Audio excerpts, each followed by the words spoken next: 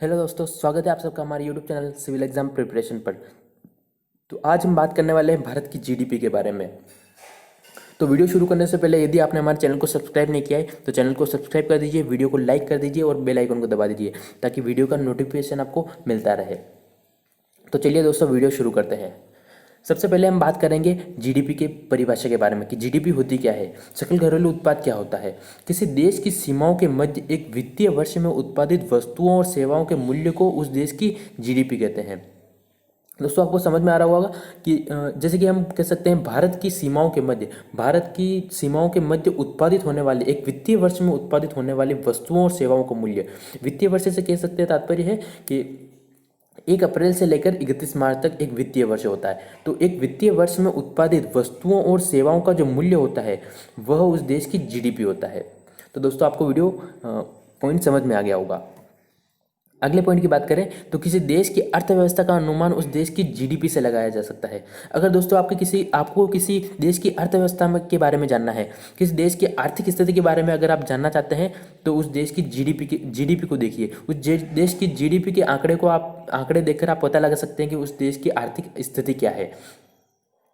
अगले पॉइंट की बात करें तो भारत की जीडीपी वर्तमान में 2.93 ट्रिलियन है, जो कि 209 लाख करोड़ है।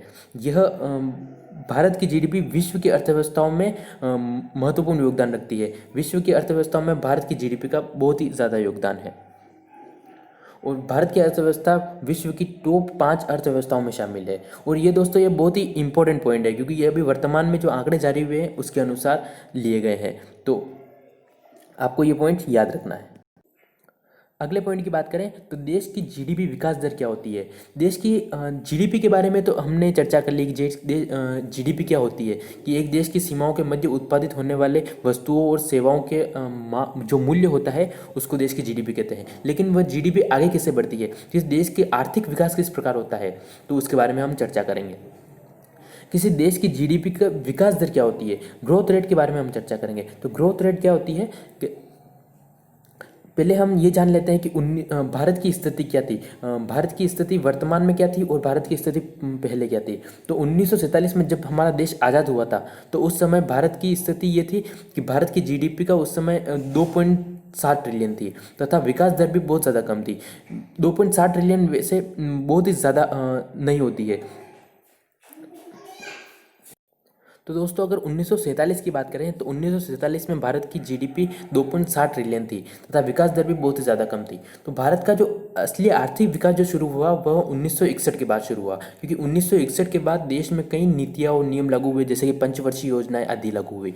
तो इसी कारण भारत का जो आर्थिक विकास दर है वह 1961 के बाद में बढ़ी। तो अगर चर्चा करें 1961 की तो 1961 में भारत की विकास दर थी 3.72%। लेकिन उसके बाद जब पंचवर्षीय योजना लागू हुई तो उसके बाद भारत की आर्थिक स्थिति सुधरी और 1991 में भारत की अर्थव्यवस्था में गिरावट दर्ज हुई। उस समय भारत की अर्थव्यवस्था थी 1.06%, जो कि उस समय के हिसाब से बहुत ही कम थी, क्योंकि भारत में 1961 के बाद भारत का चीन और पाकिस्तान के साथ कई युद्ध हुए। उसके बाद भारत में आर्थिक मंदी का दौर भी आया, तो इसी कारण कई लोगों की मृत्यु भी हो गई इसी कारण। तो उसके कारण अर्थव्यवस्था पर भी इसका प्रभाव पड़ा और उस समय 1991 में देश की अर्थव्यवस्था की ग्रोथ रेट जो थी वो 1.6% थी। और इसका एक महत्वपूर्ण कारण हम ये भी कह सकते हैं कि देश की अर्थव्यवस्था का वैश्वीकरण नहीं हुआ। तो 1991 में जब देश की अर्थव्यवस्था का वैश्वीकरण हुआ तो कई विदेशी कंपनियों ने और कई विदेशी देशों ने भारत में इन्वेस्ट किया। तो इसी कारण 1991 के बाद देश की अर्थव्यवस्था में सुधार आया।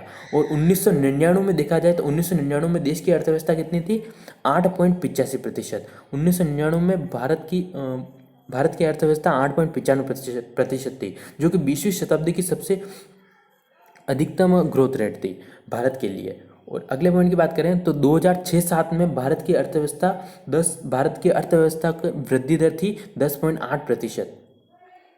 तो 10.8% भारत की अर्थव्यवस्था की वृद्धि दर थी 2006-07 में, जो कि अधिकतम थी। और उस समय भारत के प्रधानमंत्री कौन थे, डॉक्टर मनमोहन सिंह भारत के प्रधानमंत्री थे। तो उनके समय में भारत की अर्थव्यवस्था बहुत ही तेज गति से विकसित हुई। और 2016 में बात करें तो 2016 में भारत की अर्थव्यवस्था थी 8%। दोस्तों ये इंपॉर्टेंट पॉइंट मैंने आपके लिए लिए हैं क्योंकि इनमें भारत की अर्थव्यवस्था के बारे में मैंने बताया है।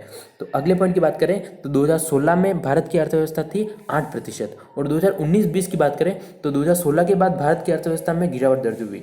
तो 2019-20 में भारत की अर्थव्यवस्था थी 5.2%। यहाँ पर भारत की अर्थव्यवस्था में गिरावट का एक बहुत ही महत्वपूर्ण कारण ये भी कह सकते हैं कि भारत की अर्थव्यवस्था में कई महत्वपूर्ण नीतियाँ जो लागू हुई, जैसे कि कह सकते हैं कि जीएसटी, इसके कारण भी भारत की अर्थव्यवस्था में गिरावट दर्ज हुई। और एक पॉइंट ये भी कह सकते हैं कि नोटबंदी एक बहुत ही अर्थव्यवस्था में गिरावट के लिए बहुत ही इम्पोर्टेंट पॉइंट था कि नोटबंदी के कारण भारत की अर्थव्यवस्था में गिरावट दर्ज हुई।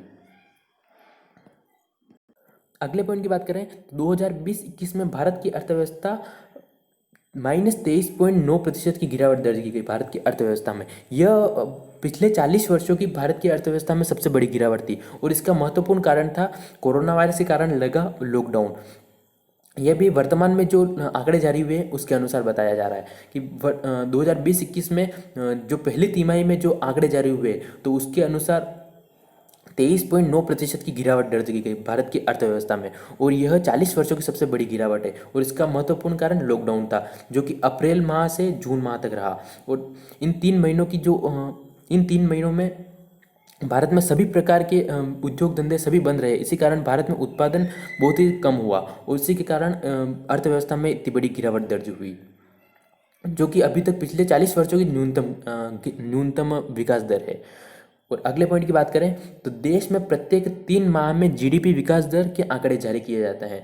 दोस्तों अगर बात करें जीडीपी के विकास दर के लिए तो प्रत्येक 3 माह में वर्ष में 4 बार अर्थात प्रत्येक 3 माह में जीडीपी के विकास दर के आंकड़े जारी किए जाते हैं।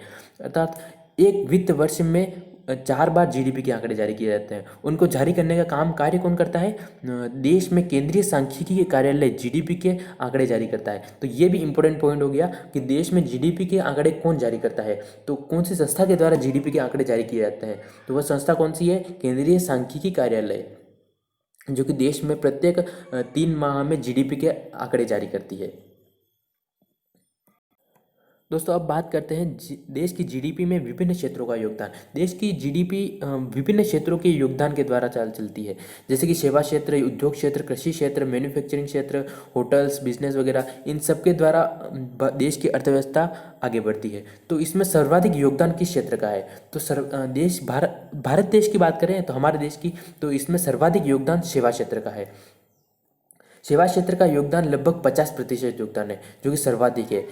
भारत में सेवा क्षेत्र बहुत ही ज़्यादा डेवलप है, इसी कारण भारत में 50% योगदान सेवा क्षेत्र का है भारतीय अर्थव्यवस्था में। और दूसरे पॉइंट की बात करें तो उद्योग क्षेत्र का योगदान 30% है और कृषि क्षेत्र का योगदान 16 से 17% योगदान कृषि क्षेत्र का है। और बचे हुए जो पॉइंट है उसमें मैन्युफैक्चरिंग क्षेत्र और सेक्टर, और हम कह सकते हैं कि होटल्स और दूसरे जो बाकी बचे हुए क्षेत्र है उनका योगदान बहुत ही कम है, लेकिन उनका भी योगदान भारत की अर्थव्यवस्था में है, जीडीपी के विकास में उनका भी योगदान है। और महत्वपूर्ण बात सेवा क्षेत्र की, तो सेवा क्षेत्र का सर्वाधिक योगदान 50% है और उद्योग क्षेत्र का 30%। दोस्तों ये पॉइंट भी आपको याद रखना है। वर्तमान सरकार ने 2025 तक देश को 5 ट्रिलियन की अर्थव्यवस्था बनाने का लक्ष्य रखा है। वर्तमान में जो बीजेपी की सरकार है उसके प्रधानमंत्री नरेंद्र मोदी ने देश की अर्थव्यवस्था को 2025 तक 5 ट्रिलियन की अर्थव्यवस्था बनाने का लक्ष्य रखा है। 2025 तक अभी वर्तमान में देश की अर्थव्यवस्था है 2.9 ट्रिलियन, जो कि 2025 तक 5 ट्रिलियन बनाने का, उसको 5 ट्रिलियन की अर्थव्यवस्था बनाने का लक्ष्य रखा गया है। और 5 ट्रिलियन का मतलब आप समझ सकते हैं कि 355 लाख करोड़ रुपए, और अभी वर्तमान में कितनी है? 2.9 ट्रिलियन, यानी कि 209 लाख करोड़ रुपए। दोस्तों अगर अगले पॉइंट की बात करें तो हम विश्व की अर्थव्यवस्थाओं की तुलना भारत से करेंगे, तो भारत विश्व की 5 बड़ी अर्थव्यवस्थाओं में शामिल है। तो विश्व की पहली सबसे बड़ी अर्थव्यवस्था है अमेरिका। अमेरिका की अर्थव्यवस्था कितनी है? 21.43 ट्रिलियन, जो कि विश्व में सर्वाधिक है। और दूसरे नंबर पर चीन आता है। चीन की अर्थव्यवस्था 14.140 ट्रिलियन है, जो कि विश्व में दूसरी सबसे बड़ी अर्थव्यवस्था है। और अमेरिका और चीन दोनों, अब चीन एक विकासशील देश है और अमेरिका एक विकसित देश है, तो इसी कारण इनकी अर्थव्यवस्था भी विश्व में नंबर 1 पर है। और अगले पॉइंट की बात करें तो जापान विश्व में तीसरी सबसे बड़ी अर्थव्यवस्था है। तो विश्व की तीसरी सबसे बड़ी अर्थव्यवस्था जापान है। कितनी है? 5.15 ट्रिलियन, जो कि विश्व की तीसरी सबसे बड़ी अर्थव्यवस्था है। और जर्मनी 3.86 ट्रिलियन की अर्थव्यवस्था के साथ विश्व में चौथे नंबर पर आता है। और भारत की बात करें तो भारत विश्व की 5वीं सबसे बड़ी अर्थव्यवस्था है, जो कि 2.93 ट्रिलियन की है। इस प्रकार भारत की तुलना हम विश्व की सबसे बड़ी अर्थव्यवस्थाओं से कर सकते हैं, और यह 2019-20 के आंकड़ों के अनुसार है, तो आपको याद भी रखना है ये पॉइंट्स।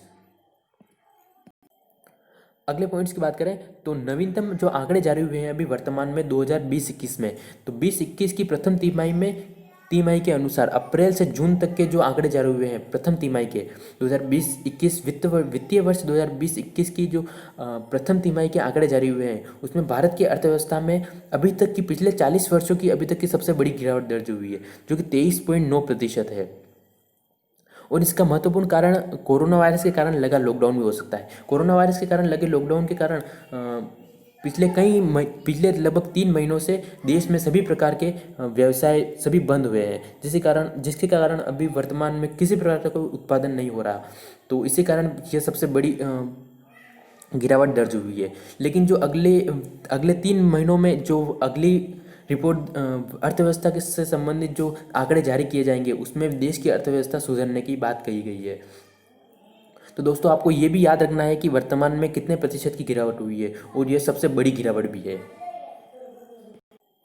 तो दोस्तों कैसा लगा आपको वीडियो? अगर वीडियो अच्छा लगा हो तो वीडियो को लाइक कीजिए। हमने 10 मिनट के वीडियो में भारत की अर्थव्यवस्था की कुछ बेसिक नॉलेज के बारे में समझा कि भारत की अर्थव्यवस्था क्या है और ग्रोथ रेट क्या होती है, विश्व की अर्थव्यवस्थाओं में भारत का स्थान क्या है। तो अगर आपको वीडियो पसंद आया और समझ में आया हो तो वीडियो को लाइक कीजिए और बेल आइकन को भी क्लिक कर दीजिए, ताकि हमारी आने वाली वीडियो के नोटिफिकेशन आपको मिलता रहे। और किसी भी प्रकार की कोई समस्या होने के कारण, किसी भी प्रकार की कोई समस्या हो तो नीचे कमेंट में बता दीजिए, तो हम उसका समाधान निकालेंगे। धन्यवाद दोस्तों।